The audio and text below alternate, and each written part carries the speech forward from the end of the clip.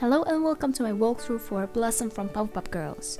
Today we're gonna need scraps of knit fabric at least 2-way stretch in black and 1 meter of knit fabric in pink. Here you can see that this is the t-shirt and skirt that I used for pattern. I laid the pattern down on fabric and then draw a line along it. Also leave some space for seams.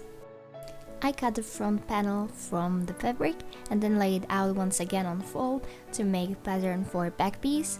Only thing I changed is the collar.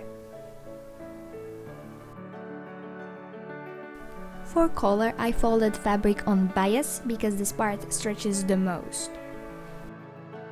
You're going to cut the fabric in this direction. For collar measurements, measure around the pattern of your front and back pieces around the neck area. I ended up with rectangle 40 to 10 centimeters. If you're cutting the fabric on fold, then it's 5 to 40 centimeters. Also, don't forget to press your collar.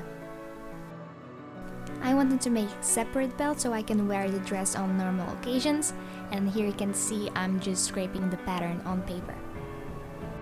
Here are my belt pieces. All you gotta do is just sew on the sides and then hem the edges. Also, before sewing, I recommend cutting a piece of fabric and trying all your stitches on it. Here you can see my settings for this particular stitch. Press again and then cut your threads. And now back to dress. As you can see, I pinned everything together. What we're gonna do, we're gonna connect the shoulders and sides. For collar, we're gonna connect side edges together and then edges on fold. Here you can see already connected side edges. And all that's left is to connect fold edges.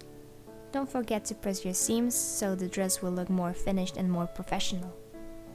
When sewing collar, be sure to pin everything as much as possible. I started with the back seam, then front seam, and then the sides, and then added the pins to distribute the fabric more. And here is the finished product, the dress for Blossom Utonium. You can wear it also to school. If you're making Bubbles or Buttercup, you are finished, but what's left on Blossom is her big bow, so let's get right into it.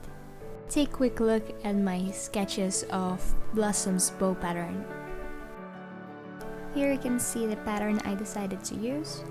I cut it on fold for 2 sides on the red fabric and then cut it out of interfacing just for 1 side.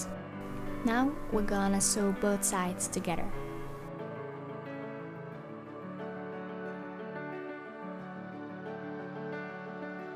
I'm gonna sew wires inside the bow so it would hold its shape. I'm using zipper foot. Here you can see both sides sewed together, also wire is inserted. And this is the finished bow. And we're finished! Yay! Our Blossom is finally done. All you need to add are white tights, some boots, and maybe a wig and lenses, and you're good to go. Thank you for watching and goodbye.